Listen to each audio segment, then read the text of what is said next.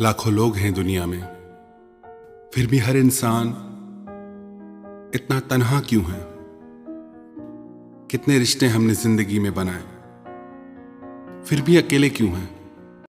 यह वीडियो आपका ज़िंदगी बदल देगी। इस वीडियो को अंत तक जरूर देखिए। कितने रिश्ते हमने जिंदगी में बनाए, फिर भी अकेले क्यों हैं? अपने अकेलेपन को दूर करने के लिए सारी जिंदगी कितने लोगों से मिले, कितने लोगों से रिश्ते बने, कितने लोगों से रिश्ते टूटे, दिल फिर भी खाली है। हर इंसान को यह शिकायत रहती है कि ऐसा कौन है जिसे हम अपना कहें। एक पिता और पुत्र थे। पुत्र का यह मानना था कि जितने मित्र हों, जितने संबंधी हो उतना अच्छा है, जितने कॉन्टेक्ट्स हों उतना काम अच्छे से होता है, उतना वो लोग हेल्प करते हैं। और उसके पिता का यह मानना था कि चाहे बहुत सारे मित्र नहीं हों पर बहुत अच्छे मित्र हों, चाहे एक ही मित्र हो पर वो हर सुख दुख में हमारा साथ दे। पुत्र इस बात को मानता नहीं था। वो कहता था इतने कम मित्र रहेंगे, इतने कम रिश्ते रहेंगे तो हमारे काम कैसे होंगे, हम कैसे चल पाएंगे जीवन में। उसके पिता ने कहा चलो आज एक परीक्षा करते हैं, आज रात को घर से निकलते हैं, तुम अपने मित्रों के पास मुझे ले चलो, देखें कौन कैसी सहायता करता है। पिता ने कहा मेरा सिर्फ एक ही मित्र है, मैं तुम्हें उसके पास ले जाऊंगा और तुम अपने मित्रों के पास ले चलो। पुत्र ने कहा चलो, इसमें क्या बड़ी बात है, सब मेरी सहायता करेंगे।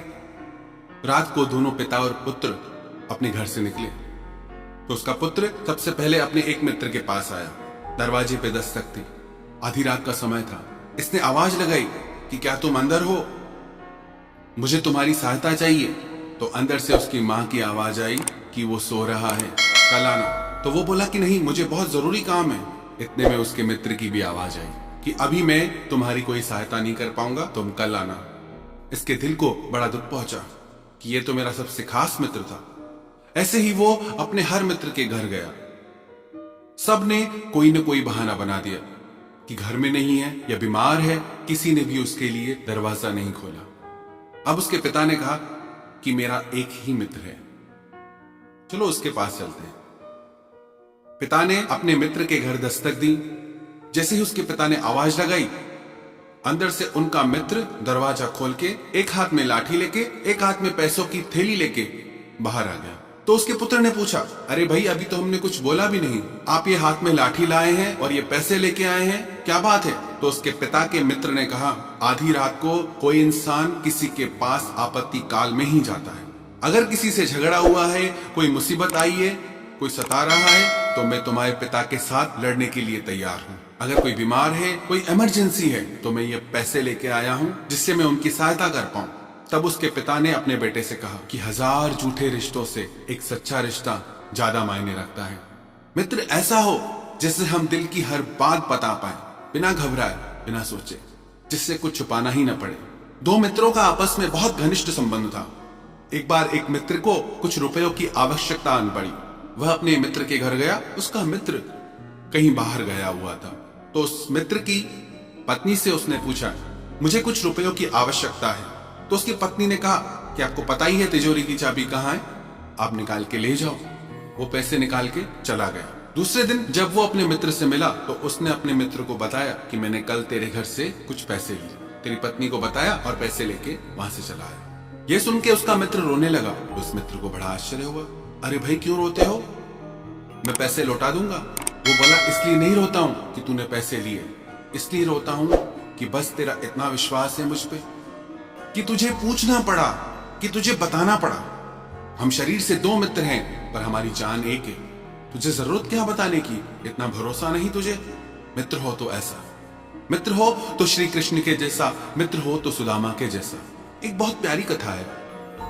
भगवान कृष्ण और सुदामा जंगल में कुछ फल तोड़ने के लिए गए। भगवान कृष्ण बोले मैं पेड़ पे चढ़ जाता हूं और मैं फल तोड़ के नीचे फेंकूंगा, तुम उन्हें पकड़ लेना, फिर साथ में खाएंगे। श्री कृष्ण ने एक फल तोड़ के नीचे फेंका। सुदामा से कहा इसे खा के इसकी जांच कर लो, चेक कर लो कि ये सही है। सुदामा ने फल खाना शुरू किया। सुदामा बोला अरे कृष्ण, फल तो बहुत मीठा है। वो पूरा फल खा गया। उस पेड़ पे कुल 4 फल थे। पहला खा गया, दूसरा खा गया, तीसरा भी खा गया। जब श्री कृष्ण ने यह देखा कि सुदामा सारे फल खाता जा रहा है, तो जो आखिरी फल बचा, तो कृष्ण बोले, अरे सुदामा, तुझे इतनी क्या भूख लगी है कि तू थोड़ा इंतजार नहीं कर रहा? मेरे लिए एक फल भी नहीं बचाया। तो श्री कृष्ण ने वो फल उठाया और जैसे ही उस फल को थोड़ा सा खाया तो फल इतना कड़वा था जैसे कि जहर हो। तो श्री कृष्ण बोले, अरे सुदामा, तूने बताया नहीं कि इतना कड़वा फल और तू खाता गया। सुदामा बोला, जैसे ही मैंने फल खाया मुझे पता चल गया कि यह बहुत कड़वा फल है, पर हे कृष्ण, मैं नहीं चाहता था इतने कड़वे फल को तुम खाओ, इसलिए मैंने सोचा ये सारे फल मैं खा लूंगा तो तुम्हें इस कड़वाहट का सामना ही नहीं करना पड़ेगा। मित्रता हो तो ऐसी, हम हजार रिश्ते बनाते हैं, हजार दोस्त बनाते हैं, पर मौका आते ही कहां जाते हैं सब? जब हम सबसे ज्यादा तकलीफ में होते हैं, सबसे ज्यादा दर्द में होते हैं, क्यों नहीं कोई पास होता? तकलीफ दूर करना तो दूर की बात, कोई दर्द को समझता भी नहीं। हमारे संबंधों का तो कोई स्तर ही नहीं है। एक बार दो मित्र जंगल की यात्रा से गुजर रहे थे। रात का समय था। दोनों मित्रों ने सोचा कि भयानक जंगल है और आगे यात्रा नहीं कर पाएंगे, तो ऐसा करते हैं, एक एक करके दोनों थोड़ी थोड़ी देर सोते हैं। दोनों बोले ठीक है। पहले एक मित्र सोया, फिर आधी रात को वो उठा तो दूसरा मित्र सोया। जब दूसरा मित्र सो रहा था तो इतने में वहां एक सर्प आया, सांप आया। जो मित्र जाग रहा था उसने उस सांप को देख लिया। उसने बोला, तुम यहां क्यों आए हो? तो वो सांप बोला कि तेरा ये मित्र मेरे पिछले जन्म का वैरी है। जब तक मैं इसका खून नहीं पीऊंगा तब तक मेरा प्रतिशोध शांत नहीं होगा, मुझे मुक्ति नहीं मिलेगी। इसको डस के, इसका खून पी के तभी मैं यहां से जाऊंगा। तो उसके मित्र ने कहा, तुझे इसका खून ही चाहिए ना? अगर मैं तुझे इसका खून पिला दूं तो तू चला जाएगा? वो बोला, हां चला जाऊंगा। अब जो मित्र जाग रहा था वो सोते हुए मित्र की छाती पे जाके बैठ गया, हाथ में चाकू लेके। जैसे ही उसका मित्र उसकी छाती पे बैठा हाथ में चाकू लेके, तो सोते हुए मित्र की आंख खुल गई। उसने देखा कि मेरा मित्र मेरे ऊपर चढ़ के बैठा है, उसके हाथ में चाकू है। ये देख के वो आंखें बंद करके फिर सो गया। उसने अपने मित्र के सीने पे हल्का सा चाकू चलाया, उसके सीने से थोड़ा खून निकाल के उस सांप को पिला के वहां से भगा दिया। दूसरे दिन सुबह को वो दोनों जंगल से चले गए। न उस मित्र ने कुछ पूछा न इसने बताया, पर इस मित्र को बड़ा आश्चर्य हुआ कि मैं इसके ऊपर चाकू लेके बैठा था तो भी ये बेपरवाह होके सोता रहा, इसे कोई चिंता ही नहीं थी। फिर इसी मित्र ने कहा कि याद है रात को मैं तुम्हारे ऊपर चाकू लेके बैठा था? बोला हां। तो इस मित्र ने पूछा कि तुम फिर कुछ बोले क्यों नहीं? तुम्हें डर नहीं लगा कि मैं तुम्हारी जान ले लूंगा? तो वो मित्र बोला, मुझे इतना विश्वास है तुम पे, अगर तुम मेरी जान भी लोगे ना तो उसमें भी मेरी भलाई ही छुपी होगी। तुम सपने में भी मेरा बुरा नहीं सोच सकते।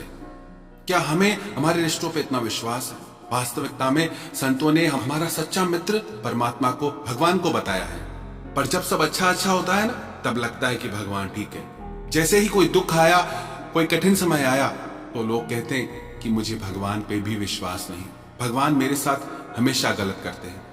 कभी कोई संकट की, दुख की घड़ी भी आए ना, तो याद रखना ये स्टोरी कि कोई पहाड़ जैसा दुख भगवान ने इस छोटे दुख के रूप में काट दिया। हमारा मन बहुत कमजोर है, बहुत जल्दी टूट जाता है हमारा विश्वास, हमारा प्रेम। इसलिए हमें उस स्तर का प्रेम और विश्वास प्राप्त नहीं होता, क्योंकि हमारे हृदय में अभी उस अटूट विश्वास ने जन्म नहीं लिया। जिनका भी परमात्मा पे पूर्ण भरोसा है, पूर्ण विश्वास है, वो एक अकेले ही काफी है, हजार मित्रों की तुलना में, हजार लोगों की तुलना में। जैसे महाभारत के युद्ध के समय श्री कृष्ण ने अर्जुन से कहा कि अर्जुन, तूने युद्ध के लिए मुझे क्यों चुना? तेरे पास दोनों विकल्प थे, दोनों चॉइसेस थी। तू चाहता तो मेरी नारायणी सेना को चुन सकता था, वो अजय कभी परास्त नहीं होती, और एक तरफ में अकेला निहत्ता। अर्जुन बोला कि भगवान, ऐसी हजार नारायणी सेना भी आपके आगे कुछ नहीं। अगर आप मेरे साथ हैं तो दुनिया की कोई ताकत नहीं जो मुझे हरा सके। आपके भरोसे पे ही मैंने ये युद्ध लड़ने की सोची है। तो यदि हमारे मन में भी ऐसा विश्वास, ऐसा भरोसा आ जाए कि परमात्मा हमारे साथ हैं, दुनिया की कोई ताकत हमें हरा नहीं सकती, तो हम स्वयं को हमेशा आनंदित अनुभव करेंगे। कभी भी ये नहीं लगेगा कि अब हम अकेले हैं, क्योंकि वो हमेशा हमारे साथ है।